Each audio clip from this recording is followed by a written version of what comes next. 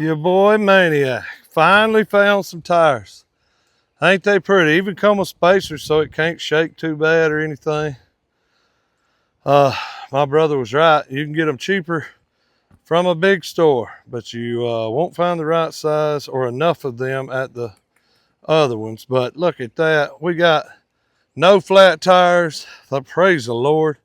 Can't wait to use it. Got to get some more compost before I can use it. But I am going to use it with some mulch here in a minute. I had to go to Rural King. They had everything. They had numerous amount of tires. My hands are dirty, y'all. I've been planting fig trees. They had every selection of every tire I could think of. And we were able to get a whole bunch of stuff that we needed. I'm just so thankful that the wheelbarrow's ready to be used again. And now the quail pens are rooted. Got some T-posts. All the quail pens are in a line now. So no more walking one direction. They're all in a row. And when I add a new one, it'll go right here.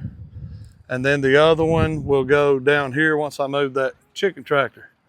But I'll either sell, give away, sell. I don't know what I'm gonna do with this one right here. But it's definitely only used for small, like as soon as they come out of the brooder, that's all that's used for right there.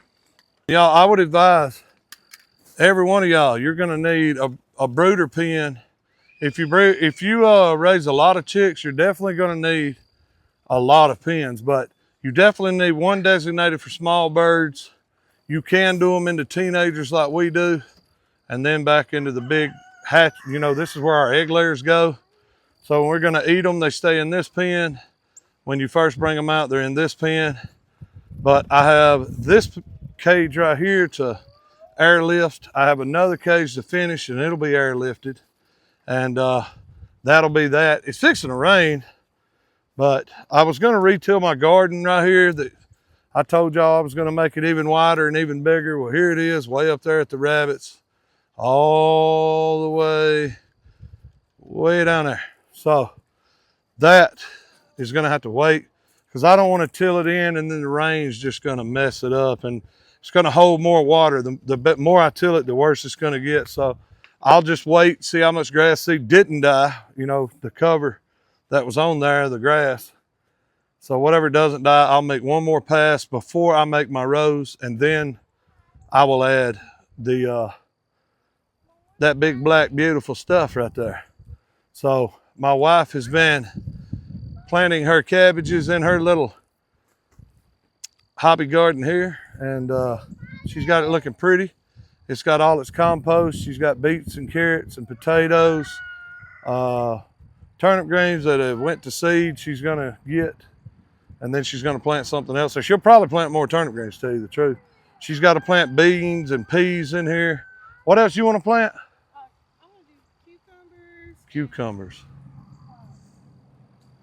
Lettuce. Lettuce, okay. And then I'll have marigolds. We're gonna have a ton of lettuce in all gardens, I guess. Yeah, and some radishes. Radishes, yeah. Got to get those radishes in. We're gonna have tons of watermelons, tons of cantaloupe.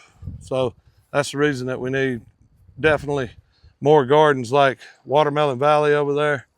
That's gonna be a mess to clean up, but I may till it in and then cover it up with compost. Then again, I may just cover it up with compost with the cardboard underneath, and just come under my rabbit pen, get a bunch of scoops of the rabbit poop that is so full of worms, and they'll help break down that cardboard.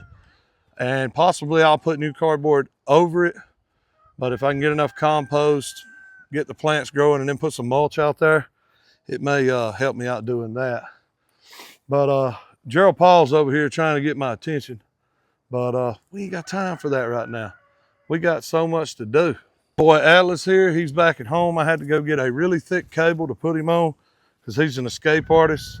That latch that's holding him right now, it's not gonna last long. He actually got off of it, but I clipped it backwards so that it would probably buy me some time until I can get back and tape up that latch. As soon as I can, I might find some black tape here in a little bit where I can tape it up where it won't come undone. But as you can see, got my turkey figs planted. We're over here behind Atlas. And to all those that's gonna say that, You know, oh, he's on a cable. This dog likes to wander really bad, and he will kill other dogs in a minute, and he'll scare the heck out of other people.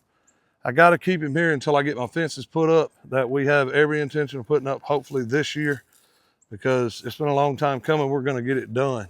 But it's for his safety and insurance purposes for real. And there's the other turkey fig I have planted down here closer to my green field where I was hunting with the kids. And here's the other garden that my neighbor made, a little small garden. And it's on the highest point. That way it won't get choked out with water, because right there is going to be a lot of water. And then I have that garden right there you see in the middle of that grass. That way it don't drown. But I got to do what I got to do to keep my farm animals safe, my insurance safe, and because, hey, we scraping it. But I am going to put some mulch before somebody asks. There will be mulch on these fig trees right here. I just stopped to make this video.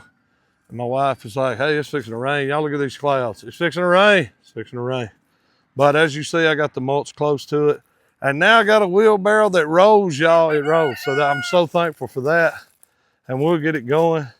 Look at Gerald Paul. He's like, come on over here, big boy. I had to go get a very beefy cable. New attachments, you know, to latch him on to. Hopefully he doesn't figure that out before I get back. But he definitely won't break that cable. Breaker strength on that cable is 1,450 pounds.